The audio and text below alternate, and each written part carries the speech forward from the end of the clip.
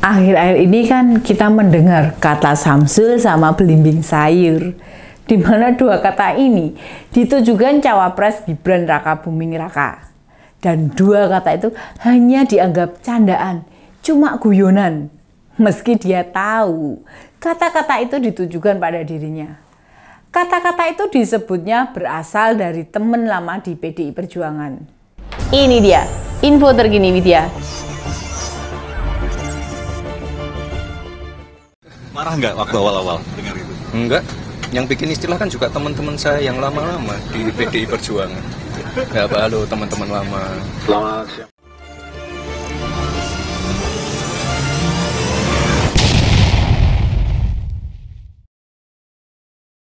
Jika ditilik dari bahasa, memang dua kata itu merupakan kata candaan, bahasa ledekan yang entah dari mana, namun viral akhir-akhir ini. Samsul itu bermakna asam sulfat, kata yang keliru disebut oleh Gibran waktu kampanye. Saat itu suami Selvi Ananda bilang soal gizi yang dibutuhkan ibu hamil salah satunya asam sulfat, padahal kan sebenarnya asam folat. Dia terpeleset lidah dalam dua waktu beriringan saat dialog dengan generasi muda dan bicara di sebuah pesantren. Ini kan menunjukkan kapasitas diri sebagai suami, ayah dua anak tidak mengerti kebutuhan gizi ibu hamil. Kita bisa maklum lah, wong anak presiden ya urusan gizi pasti ada ahli gizi yang mencukupi. Segala kebutuhan semuanya. Kesalahan asam sulfat ini disingkat dengan Samsul. Lalu satu lagi, sebutan belimbing sayur. Dimaksudkan bila Gibran itu masih muda, belum pengalaman, mudah baperan. Kan belimbing sayur itu masam, kecut, mudah hancur saat dimasak. Bila melihat dengan jernih dua kata-kata itu, sejatinya bermakna sindiran. Bukankah bila dilemparkan kata itu, selayaknya Gibran ini introspeksi diri. Nah, ini dirinya justru menganggap ini guyonan saja. Jika ada lontaran yang dimaksudkan sebagai kritik, lantas dimaknai bukan hal serius, bagaimana suara rakyat didengarkan? Kita setuju sih untuk tidak perlu marah dengan Samsul dan belimbing sayur.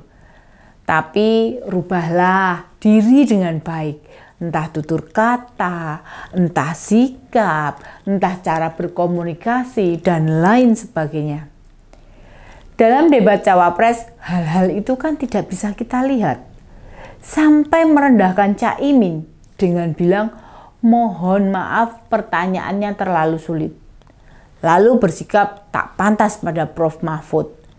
Usai dijawab pertanyaan mengenai carbon capture storage, termasuk closing statement sok muji-muji Caimin dan Profesor Mahfud.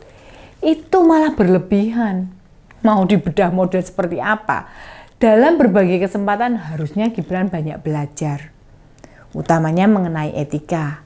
Ingat loh, etika itu bukan hanya sikap diri. Misalnya menunduk saat salaman, berjalan di belakang yang lebih tua, terus berjalan merunduk saat di ruangan, dan ada yang lebih tua di situ. Tidak hanya sikap saja, tadi semuanya dijalani dari hati. Yang jelas, sopan santun itu terlihat kok. Mana yang keluar dari hati, mana yang kepura-puraan saja. Gibran sendiri sekarang banyak dikeluhkan media. Banyak jurnalis di kota Solo sekarang ini sulit menemuinya. Bila ada kesempatan wawancara, tidak bisa seperti dulu lagi. Ada waktu yang cukup. Belum lagi seandainya ada kritikan-kritikan yang dikonfirmasi ke dia. Jawabannya selalu singkat, lalu pergi begitu saja. Bagi kalangan psikiater atau orang yang bisa menilai perilaku, sangat jelas ada beban besar yang dalam pundaknya. Banyak kritik serius usai dia ditetapkan sebagai cawapres Prabowo. Bahkan mayoritas anak muda tak lagi memberi respon positif pada Gibran. Bukan saja alasan tadi yang sudah diungkap, dia tak bisa membedakan kritik dengan guyonan. Ditambah ikutnya dalam pilpres karena bantuan orang tuanya yang menabrak aturan yang berlaku. Silahkan tanya anak-anak remaja sekarang, benarkah mereka dibantu bapak ibunya dalam menggapai sesuatu itu suka? Anak milenial itu lebih bangga meraih sesuatu karena usahanya sendiri. Mereka puas atas apa yang dicapai. Mereka gagal juga bangkit lagi. Mereka bukan generasi cengeng, gagal sekali dua kali lalu putus asa. Jangan salah. Mereka bukan anak-anak yang suka bangga dengan prestasi atas bantuan orang tua. Generasi sekarang beda dengan generasi lama. Lihat saja, kebanyakan anak muda yang tampil modis, petentang-petenteng, bawa mobil mewah. Biasanya sih bukan hasil kerja keras sendiri, bukan peras keringat sendiri. Contohnya Mario Dandi, Doel Ahmad Dhani, Rashid Amrullah Hatta Rajasa.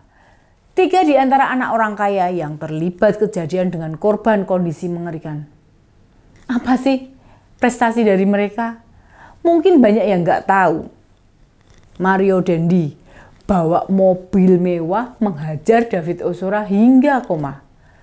Doel, bungsunya Ahmad Dhani, usia 13 tahun menyebabkan 7 orang meninggal kecelakaan jalan tol Jagorawi.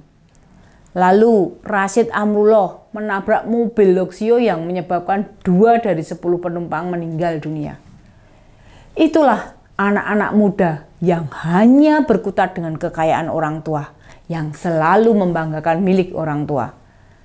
Dalam berbagai kesempatan, Gibran memang tak pernah mau bilang yang dicapainya sekarang ini ya berkat bapaknya yang presiden itu. Tetapi kan bukti berkata lain. Pak Hadi Rudiatmo menyatakan Presiden Jokowi itu minta izin ke anaknya mau ikut dalam pemilihan wali kota. Belum genap 3 tahun menjabat, tiba-tiba aturan batas usia capres-cawapres diubah oleh Mahkamah Konstitusi, di mana paman Gibran jadi ketua MK. Siapa sih hakim yang mau ubah batas usia? Seandainya mau dicalonkan bernama Sugeng, Sutono, atau Bambang, atau siapapun lah, bila bapaknya bukan siapa-siapa.